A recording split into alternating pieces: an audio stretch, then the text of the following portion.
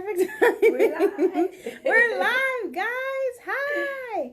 So, thank you for being here. You're welcome. If you guys have been following the show lately, Get It, Got It Good, and I know we're on Facebook Live. I promoted it. Mm-hmm. However, we changed the time. Did you see the post? It said time change. And I changed mine. I did put something up there about, hey, it's going to be 4:30 now. Yeah. We're a little behind that, but it's okay. Hence the reason live, which can be replayed and replayed. By the way, if you're watching it live, do hashtag live. Mm-hmm. If you do a replay, do hashtag replay, just for tracking purposes.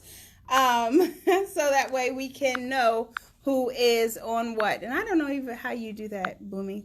But Boomy's in the house, and we're going to play. This is not at all structured, okay? This is just for fun between old friends. So that way we can teach old you guys friends something. Who are still young. Yeah. Old friends meaning years, because, I'm a baby. You are. You're a lot younger than I am. No, I am Hence not. your baby over there. Yeah, okay. Yeah, the stair steps. I don't know what I just brushed. Oh, no, I don't want to do that. So, you guys, this is in addition to Get It Got It Good on WBGR. Mm-hmm. So, we definitely want to shout out WBGR Health and Wellness Channel. And I will be spotlighting the moms all month long. And then sometime toward the end of the month, we will put all the interviews together. Okay. Right? And then we will play it all as a group on, or at least the highlights, because there's a lot of y'all, mm-hmm. on the WBGR during the Get It Got It Good time slot. Okay? So, today's interview and this week's spotlight is on Boomy Moore. Hello. So, the reason why I am spotlighting Boomy is, like you said, we are very similar in the stair steps of kids, the parenthood, and then the entrepreneurship route. Yes. So I learned a lot from watching your family, because our families have worked together in the past, right? And just how that operates and how you balance, work, play, bringing your kids to the playroom at the bit group, at the bit center. That was wild. Oh, my goodness. But can you believe it's been 10 years? Mm-hmm. So, and I love talking about this topic of being a mompreneur, I guess we'll call it that. And as Naja said, she saw me, and she was doing the same thing, because she has 9 children. Believe it or not. Pushed out 5 of them. Pushed out 5, so both of us. But it just was awesome, because we intertwined that motherhood with entrepreneurship. We made no excuses. We didn't let our children stop us. And I think for us, instead of having motherhood to be why we couldn't do something, we allowed it to be our why. Our reason, exactly. Yes. And I'm telling you, and that was a big reason why for me, because I can remember, Naja, back in the early days of just of raising kids, guys. I mean, it was such a struggle. I became a mother at 19. And at the time I was in college. I beat you by a year. Did you? So, yeah, I had gone away to school, guys, to Hampton University. And I remember my girlfriend calling home to me that summer saying, oh, can you be in this certain dorm with me? And I had to tell her I wasn't coming back because I was having a baby. And so my mother had all these hopes and dreams and aspirations for me to graduate from an HBCU and pledge Delta so I could be a legacy. And I had to tell her I'm not going back. Right? I'm not going back. Now, I didn't say I wasn't going to finish school, because in my mind, guys, I knew that a baby was not going to stop me from finishing my degree. But I made the decision, I'm having my baby, and I'm not going back to Hampton. I'm just going to go to the local community college, Howard Community College, in the area is a good school. Shout out HCC, because I've been there too. Yeah. So I'm like, okay, this is what I'm going to do. So I made that decision for myself and become a mom at 19. And wasn't married at the time, and became pregnant again at 21. Now we're on. But I continued going to school while I was pregnant with the first child. Then I went on from HCC to the University of Baltimore, got pregnant again there, and then I'm like, okay, well, I'm with my baby's dad. She had fun. Let me get married, right? 2 kids in college. I'm like, okay, let me get married. And the whole time, I never stopped. I think maybe 2 semesters I went part-time, but I never stopped. So I finished my degree in 5 years and so I had 2 babies and got married in college. Some people don't finish their degree in 5 years without children. Yeah, so that was an experience, but that was a whole mindset of whatever it takes, whatever I want to accomplish, I'm going to get it done. And so I still had the whole, sometimes you got to go through the struggle of life and the lack and just paying the bills and all of that. Boy. And so for me, it took, since I got married while I was in college, we got on assistance. We found a Section 8 place in Columbia, Maryland. And so, it wasn't easy in those early days at all. I was on food stamps and I was on, WIC. And even though I had the assistance, my mindset, of course, was not to stay there. And the system is good for those who need it as a stepping stone. It's not a landing spot. And a lot of times, a lot of people go, I can't do it because then they'll cut my benefits. Well, if you don't have the faith in yourself that you'll be able to survive, and they can still be there to fall back on, and that's a problem in your thinking. And of course, you'll never get anywhere with that limited mindset. Yes, and it can really be challenging and difficult, because I remember, I don't know how much we were getting on food stamps, maybe $80 or something small, whatever. And I remember the thought of having to buy groceries on my own was scary. Yeah. For real, it was really scary. Yes. Like, oh my goodness, I'm not going to have any help. I'm just going to have to find the money to buy the groceries for my family. I can remember that. But God is so awesome, because when I finally did take that faith and said, okay, no more food stamps, I'm just going to... See, Facebook Live is lovely. But you will hear our phones because they keep ringing. And we are technologically challenged. We don't know how to cut off all the dinging in the background. No. Wait, if somebody knows, can you put the phone on airplane mode or on do not disturb? I know you can't do airplane mode, because that will cut off the internet part. Okay. So So maybe there's a way to stop the notifications. Wow, we got to figure that out. Yeah, we definitely do. Okay. But it is what it is. Look, Leitra, hey, speaking of which, I just got the flyer for a dance battle that we're doing. So that's what one of those notifications is. That's June 30th. So she teaches a lot of things. Dance is one of them. But so you use the word faith. So finally I got up the courage, the faith to say, okay, no more, because I knew I had to stop it at one point.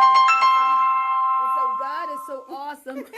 He's so awesome in that, wherever it came from, I can't remember now, but he just stepped in and I was able to make it on my own without the support of the government. And that let me see, okay, I can do this. So raising kids, I always did something on the side. Like, I had my insurance license and I did that part-time. I sold security systems. I sold wellness products. This is before I really knew how to build a team and make money with it. So I was just selling wellness products on the side. Just doing anything that I could. Your hustle. Yeah. You got to have that hustle mentality. You guys, I don't care if you have a job. There is no such thing as one stream of income, because you're paycheck to paycheck, and that's not going to work. And so, but I knew I did not want to, even though I had my degree, childcare is so expensive. Oh my goodness. All of my money would have gone. Especially with all our kids. I was paying her mortgage, literally with just my kids. See, I'm telling you. So it was like, okay, it didn't make sense for me at that time to go and get a full-time job with the kids being so small or whatever. So I just did little things just to make it work. And so, but life is a process, guys. We're like on this journey and we're just learning as we go along. And so I can remember it was 1999. I was pregnant with baby number 5. And I remember kneeling on the side of my bed, still in Section 8 at that time, and I prayed to God for a house. I wanted a house. And meanwhile, I didn't have the income, and didn't have the credit score, sure didn't have the money, but I prayed to God for what I wanted. I wanted a house in a nice area with some land. And so I just believed that if I put that out there, that he was going to answer it.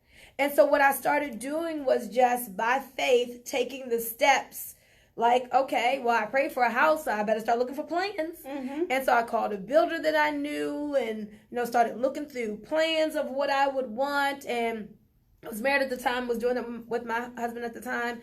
And so we just started taking steps. And in fact, I said, well, I called my parents and asked them if we could move back with them. Right? Yes. So me and my husband and 5 kids, 7 people to move back into my parents' house because I said, well, we can save money for a year. Let us save money for a year and then we'll be able to, get something, get something of our own. Well, 1 year, now it's your turn to 5. Your plans don't always work out, right? Speaking of which, shout out Zeke and Jerry. Yes, because they let 7 people bombard their house. They had their peace. They had their freedom. We moved back. All 5 kids were in 1 bedroom.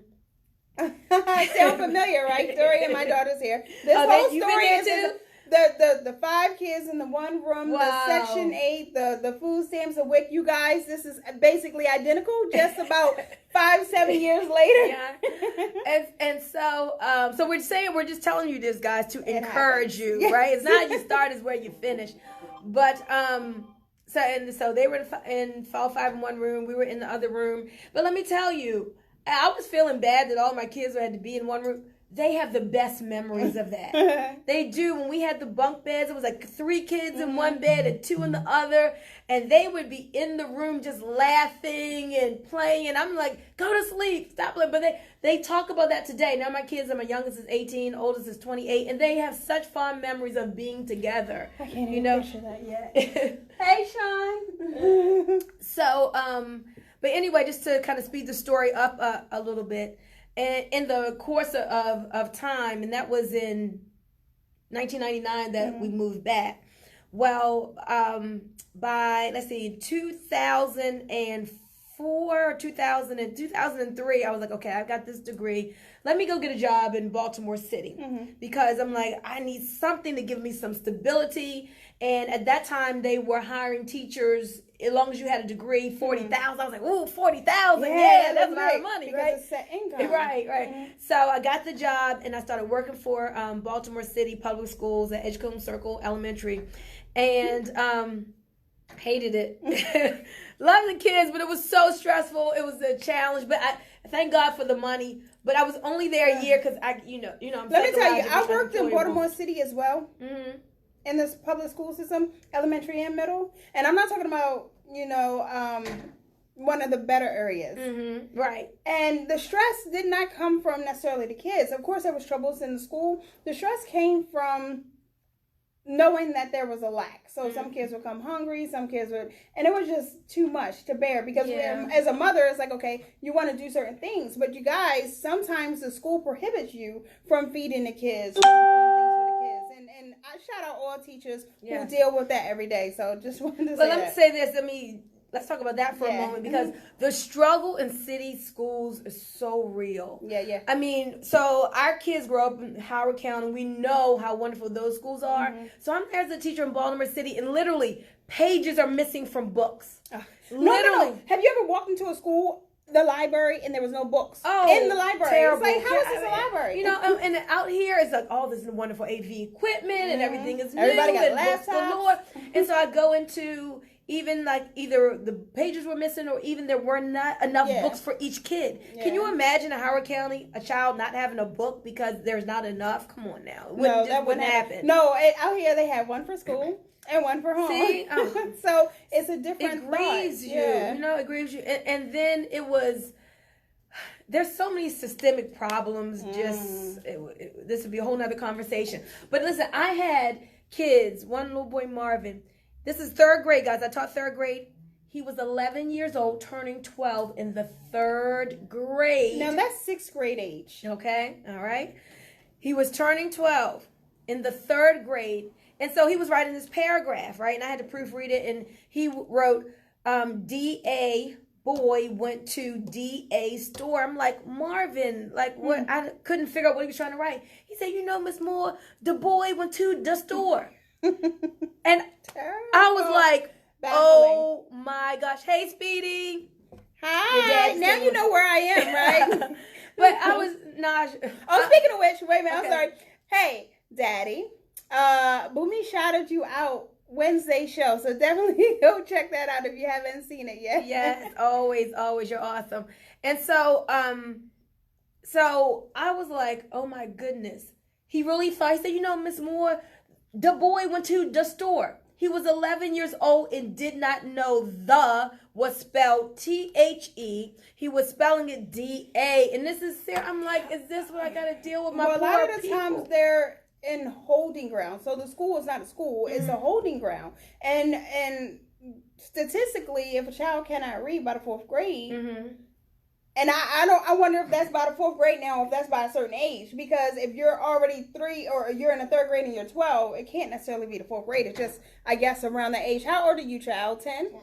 So that means last year, you're in 4th grade this year. Okay, so around the 10-year-old stage, they say you're more likely to either wind up in the prison system or in the graveyard. Wow, they know by that age. Yeah, by that age. So it's definitely something that needs to be handled, dealt with. The information needs to go out. There's no reason why, and I'm not. There's no reason why in this society or in this world of abundance, you guys, is an abundant world. I know a lot of people have this lack mentality, that none of the kids should be educated. Well, and then there was another little boy, I remember the name's Devin. He could not figure out what 2 minus 0 was. And I'm like, okay, Devin, if I give you 2 toy cars and I don't take any away, how many will you have? And it was such a struggle. And so I'm just thinking like, okay, how long can I do this? There has to be, maybe they're drug affected, maybe they're alcohol, babies. Like, I'm just like, they're just not thinking right. I'm not the one. I just can't be the one to, excuse me, God. We're